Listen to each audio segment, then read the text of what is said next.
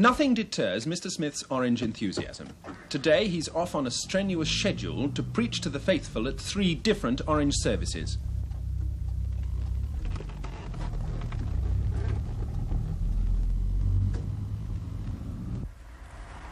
The first stop on this undulating route along country lanes is the village of Kilmore in County Down.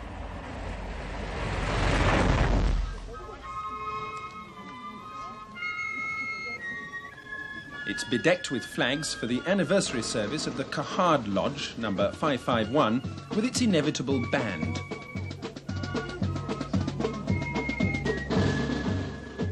Every year in Ulster there are more than 1,300 orange parades. These men have been brought up since boyhood on a tradition of being religiously exclusive. They're pledged to defend Protestantism against its enemies, and they swear to resist the ascendancy of the Roman Church and to keep the extension of its power from their doors. One could hardly call it an oath. They make a promise to maintain the Protestant faith, to help one another, and not to be involved in anything which is detrimental in society. We have an obligation to support lawful authority, and also we are taught to hold our views without malice towards any, and not by any action of ours or words to unnecessarily hurt people. Unfortunately, not every orange man has seemed able to live up to these high-sounding precepts. Recently, an orange parade was refused permission to pass through the mainly Catholic village of Donegiven. The police and the army were on hand, but the Orangemen refused to accept their authority as lawful, and the subsequent confrontation had spectacular results.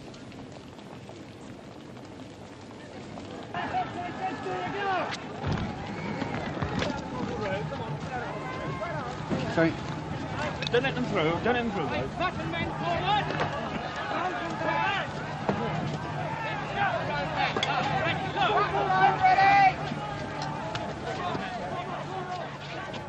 But wasn't that a case where members of the Orange Order actually defied legal authority? Challenged, rather than defied, challenged wrong use of law. If a person in a government office can suddenly just issue a statement that you're not allowed to do such and such a thing because those who are dedicated to the overthrow of this state threaten something, then this is a wrong use of law. 2 miles up the road at the Railway View farmhouse, Mr. Smith pauses for lunch as a visiting celebrity and guest of all the local Orange dignitaries. Pray, Lord, thou bless our bodies to thy service for Jesus' sake. Amen. Here at the grassroots, he may not have the rhetorical strengths of a certain other Ulster churchman, but he makes up for it by listening. It's this constant renewal with grassroots opinion which makes the Orange Order such a formidably united force. Mr. Smith gleans opinion where it really matters at a time when anti-Protestant clouds are gathering. The afternoon service at Rich Hill Methodist Church is such a popular event that the congregation has had to overspill onto the lawn outside and face a loudspeaker propped up on the corrugated roof of a nearby garage. Again, Mr. Smith emphasises the same 2 points in his sermon. First, the Orange Order's need to close its ranks. There are those in the world who have never really grown up. They're like children, constantly looking for something that's different. They're wanting change, and sometimes change for change's sake. And so when they meet a body like the Orange Institution, they cannot understand it.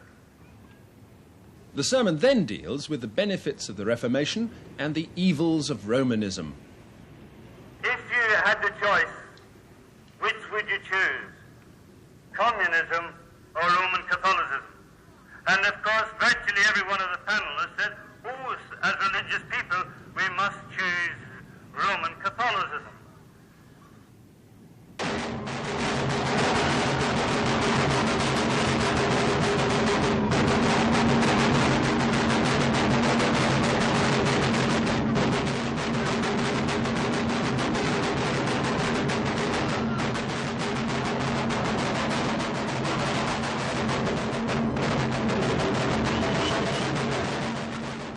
As Sunday flares into the early hours of the glorious 12th, The tempo increases and Ulster's Protestant fervour appears in a different manifestation.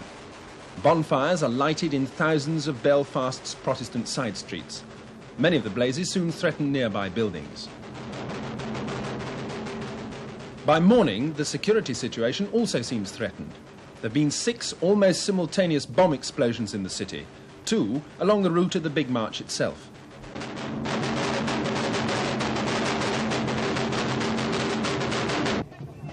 From the very beginning of the parade, the grandmaster of the County Grand Orange Lodge is naturally given the most prominent position. After all, this is the man who has stated in public that the police in Northern Ireland should be enlarged and rearmed, that loyal Ulstermen have lost confidence in the government, and that if the British Army couldn't deal with unrest, then the men of Ulster should do the job for them. The Army's precautions, in fact, are depressingly similar to those of last year. Patrols, checkpoints and barricades. Their 11,000 men are posted at every strategic point, reporting on the march's progress once they manage to get through to base. Number 1, still passing in point over. 0, this is 9 Alpha, number 1 district now to Rosny, over.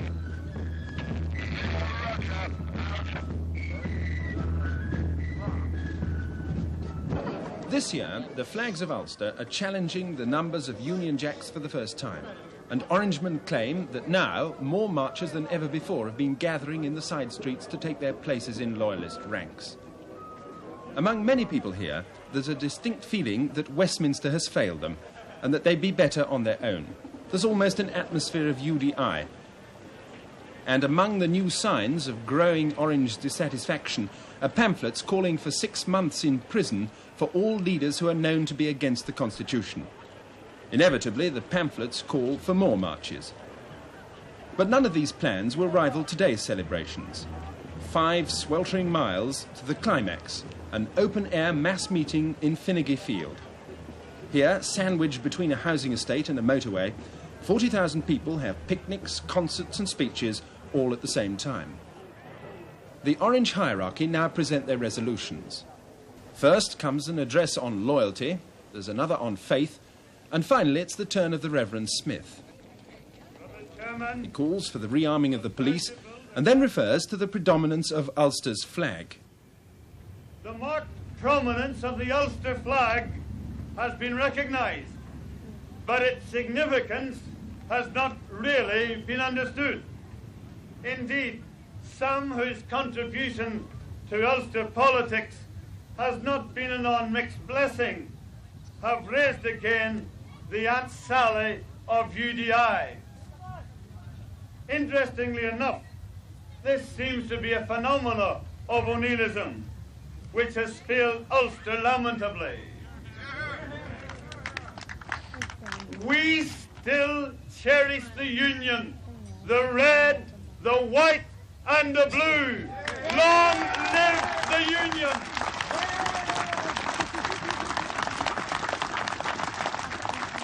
Last Wednesday night in Larne, at the dedication of a banneret for the Miriani Rooney Memorial Lodge, I was given this pen. I thought I could do nothing better than use a pen from Larne to subscribe the new Ulster Covenant.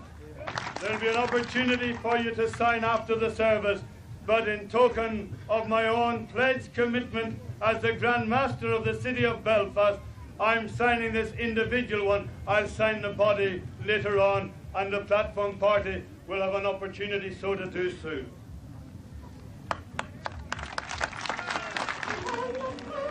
The new covenant expresses old fears about Ulster's existence as a separate state.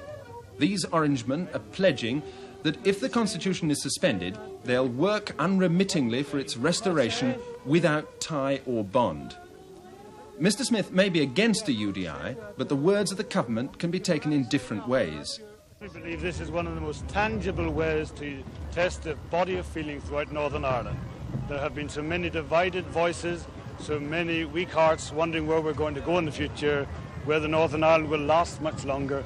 This is an opportunity for the people to say we are going to remain part of the United Kingdom for another generation, 50 years, as the Lord tarries. Well, the new covenant mentions the possible suspension of the Northern Ireland Constitution. Why are Orangemen more worried about this than ever before? Because Harold Wilson, leader of Her Majesty's opposition, has gone on record, apparently not knowing the full situation in this land, has gone on record that there was a plan for taking over Northern Ireland. We believe that instead of blackmailing the Stormont administration at that time, he ought to have supported them. Events have proved that they were wrong and we were right. We're saying that you've got to root out the subversive. You've got to apprehend the terrorists. And so many of these men are known. The leaders of the IRA are well known. And we believe if you take the heads of a body out of the road, then the body ceases to function. The Reverend Martin Smith and his fellow Orangemen are now standing up to be counted. And as the security situation grows worse, they're getting more and more support.